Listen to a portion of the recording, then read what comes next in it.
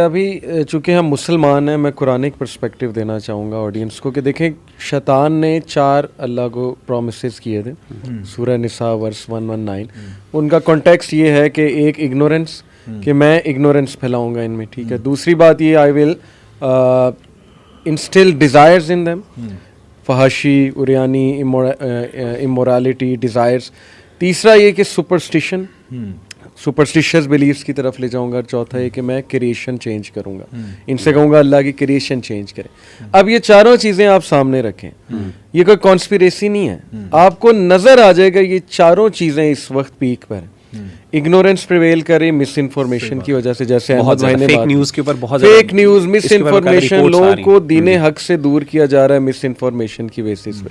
दूसरा डिजायर्स, जो उसने इस वक्त पोर्नोग्राफी की इंडस्ट्री खड़ी कर दी है, ये ओवरऑल मैं बात कर रहा हूँ, यानी वो हमारा कॉमन एनिमी है, हम human family, he is the common enemy. फिर ये हॉलीवुड इंडस्ट्री, बॉलीवुड, 20 साल पहले चले जाएं, बॉलीवुड के गाने सुन लें और आज सुन लें, जमीन आसमान का फर्क है। ऐसा महसूस होता है कि डायरेक्ट शैतान डायरेक्ट कर रहा है, मतलब इट्स नॉट अ कॉन्स्पिरेसी, लग ऐसे रहा है कि वहीं से लिरिक्स आ रहे। तीसरा ये कि changing the creation of Allah, gender pronouns, और फिर LGBTQ, और फिर सेक्स ऑपरेशन, फिर ये जेनेटिकली मॉडिफाइड स्टफ, ये क्या चल रहा है।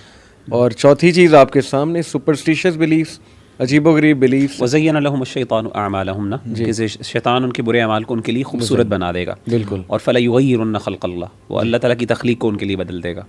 और इसी तरीके से झूठे वादा, मिसकंसेप्शन और जहालत जो है, ये भी सारी चीज़ें, तो शैतान is definitely on it, I think definitely. अच्छा, इसमें जो हमारे सामने जो मीडिया है, इसको मैं चाहूँगा कि हम इसका रोल देखें कि मीडिया क्या सिर्फ एक लाइट एंटरटेनमेंट होता है, जैसे अक्सर ड्रामों के बारे में हो सकता है लोग ये कहें कि भाई ये जो ड्रामों के बारे में आप इतने तबसरे कर रहे हैं या आप इतनी अपनी एनालिसिस पेश कर रहे हैं, ये तो यार लाइट एंटरटेनमेंट होता है। हॉलीवुड यार क्या है, एंटरटेनमेंट ही तो है, उससे अब किसी के थॉट्स पे क्या इखलाक और वाक़यात और मामलात और बिहेवियरल क्यों होगा। मतलब आप एंटरटेनमेंट के लिए एक चीज़ देख रहे हैं, इतने passively you are watching something, so why would that change anybody. So एक ये जो परसेप्शन है कि entertainment is pure entertainment, it's not educating you, it's not changing your narrative, it's not changing your thoughts, इसके बारे में आप क्या कहेंगे कि क्या ऐसा ही है? Is it really harmless entertainment और is there something bigger at play here? मैं थोड़ा सा इनपुट देता हूँ। अभी देखें, इस वक्त जो मिलिटेंट एग्रेसिव लेफ्टिस्ट है ना, राइट और लेफ्ट की जो फिलॉसफी है पॉलिटिकल, इस वक्त वो हावी हुए हैं दुनिया में, और पूरी दुनिया में उनके खिलाफ मूवमेंट चल रही है। इवन आप गोरों के चैनल्स खोल के देख लें, वो उनके मिलिटेंसी को और एग्रेशन को हाईलाइट कर रहे हैं कि ये लोग हर उस बंदे को जो इनसे डिसएग्री करता है उसे होमोफोब कह के या उसे एक्सट्रीमिस्ट कह के या ये कह के उसकी इमेज ही खराब कर देते हैं, रेपुटेशन, एड होमिनम फैलिसी जो होती है कि पर्सनल अटैक शुरू हो जाते हैं। अब चूंकि वो इतने एग्रेसिव हुए हुए हैं और उन्हें चाहिए स्लेव माइंडेड लोग, उन्हें थिंकर्स नहीं चाहिए, और वो स्लेव माइंडेड लोग हैं कि बस कंज्यूमरिज्म और कैपिटलिज्म की फिलॉसफीज राइज रहें, वो जो चंद एक फैमिलीज हैं वो अमीर हो ही जाएं। Now they want people who don't think. उसके लिए कितनी क्लियर इक्वेशन है कि they want to show such content कि वही वो इग्नोरेंस में भी रहें, मिस इन्फॉर्मेशन में भी रहें, वो एक बबल में रहें। साइकोलॉजिस्ट कहते हैं इस वक्त ना हम मैस साइकोसिस में है दुनिया, आधी दुनिया पागल है, यानी वो रियलिटी के वर्ल्ड में रह रहे हैं, फेक वर्ल्ड में रह रहे हैं और रियलिटी से दूर जा रहे हैं। तो इतना क्लियर है अगर आप इन दो चीज़ों को सामने रखें कि who are controlling the world right now, और मीडिया में वो किस तरह माइनॉरिटी को एज मेजॉरिटी दिखा रहे हैं। यानी आप देख लें कि फेमिनिस्ट कितनी है दुनिया में, फेमिनिज्म 7%, 8%, स्टैट्स उठा लें, वो ऐसे शो कर रहे हैं 90% औरतें फेमिनिस्ट हो गई।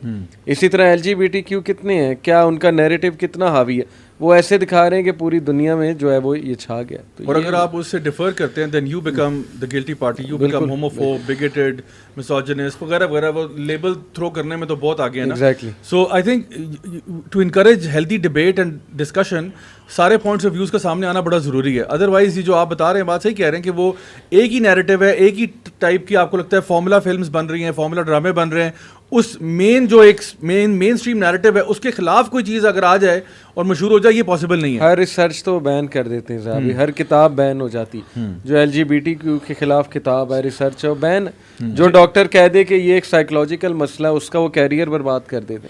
इसमें ना ज़िया भाई एक बुक है नोम चॉम्स्की की, आपको शायद देखी होगी आपने, मैन्युफैक्चरिंग कंसेंट। मैन्युफैक्चरिंग कंसेंट, उसके अंदर वो 5 फिल्टर्स की बात करता है ना।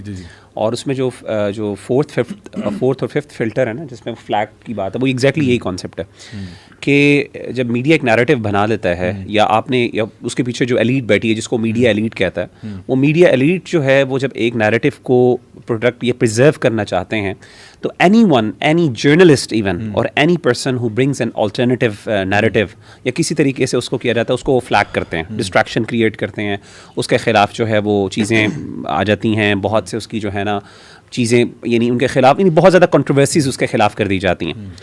और चौथी चीज़ उसकी है कि द कॉमन एनिमी क्रिएट किया जाता है। मैं समझता हूँ कि ये जो है ना कॉमन एनिमी जो इस टाइम क्रिएट किया, देखें आप दुनिया के अंदर एक कॉमन एनिमी टेररिज्म के नाम से ऑलरेडी क्रिएटेड है, और इसको मुसलमानों के साथ बड़े आराम से एसोसिएट किया जा सकता है, और ये वो चीज़ है जिस पर दुनिया का हर बंदा शायद एग्री कर सकता है। इसी तरीके से इस टाइम LGBTQ के ख़िलाफ़ एक किस्म का ना उसको, यानी जो बंदा उसके निगेट करता है, उसको एक कॉमन एनिमी उन्होंने बना दी है। अब मैं कहता हूँ कि यानी कोई भी इवन यानी हम जैसा बंदा, इवन रिलीजियस लोग बहुत ओपनली शायद किसी वेस्टर्न मीडिया पे या ख़ास तौर पे इंटरनेशनल मीडिया के ऊपर LGBTQ के खिलाफ इतने ओपनली नहीं बोल सकते। I mean I don't think so, मतलब आई डोंट नो एग्जैक्टली कि क्या डिटेल्स हैं।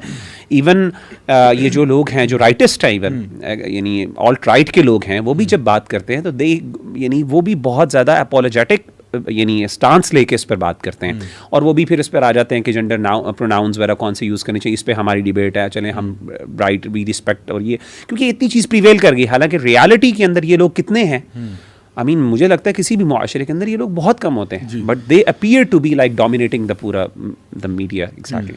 सो is the media free and independent as the normally position it, कि जी मीडिया बिल्कुल लेकिन ना फ्री होता है, इंडिपेंडेंट होता है, कुछ भी नहीं जी, वो अपना अपना काम कर रहे हैं, आपको ऐसे गलत लग रहा है कि सारे किसी एजेंडा पे, कैसे ही है? ज़्यादा अगर हम देखें ना लास्ट फ्यू डेकेड्स को देखें तो हम ये चेंज खुद नोटिस कर सकते हैं। मतलब अगर आप देखें 1960s में 70s में UK के ऊपर जो TV सीरियल्स आया करते थे, मुझे याद है एक मैं जगह पढ़ रहा था, मुझे एग्जैक्टली उस शो का नाम नहीं याद, मगर उसमें हुआ ये था कि एक एपिसोड के अंदर मियाँ बीवी जो हैं उनका एक शॉट दिखाया गया था कि वो बेड में है, और वो बेड जो था वो सिंगल बेड था, बीच में साइड टेबल अलग अलग बैठे हैं, यानी अलग अलग लेटे हुए हैं on 2 separate beds, and that was considered inappropriate for national television at that time. ये 60s और 70s की बात है शायद। तो अब आप देख लें कहाँ तक पहुँच गए हैं। This is evidence in and of itself that the media changes perceptions. It is evidence कि आहिस्ता आहिस्ता slowly आपकी PG ratings भी हैं, उनका भी जो है चेंज हो जाता है, वैल्यू चेंज होती है। अगर आप आज का मीडिया देखेंगे and we compare it to what was happening 20-30 years ago, there's a big difference. And वो मीडिया, आई थिंक मीडिया सबसे पहले वो बाउंड्रीज क्रॉस करना शुरू करता है, जैसे हम अपने यहाँ भी देख रहे हैं। हमारे यहाँ भी सबसे पहले ये जो फनकार हैं, ये एक्टर्स हैं, ये इन बाउंड्रीज को पुश करते हैं, and over a period of time you start seeing those changes in your society as well. 80s के अंदर जब 1980s में in the UK for example, वहाँ पे if there was a couple that was seeing each other over girlfriend and boyfriend, तो वो हल्की हल्की आवाज़ों में कहते थे कि they are seeing each other, यानी वो ज़रा इतना ओपन नहीं था। मगर अब आप देख सकते हैं वो कितना बड़ा चेंज है वहाँ पे, कि वहाँ पे मैरिज का इंस्टीट्यूशन भी उन्होंने बिल्कुल ख़त्म कर दिया।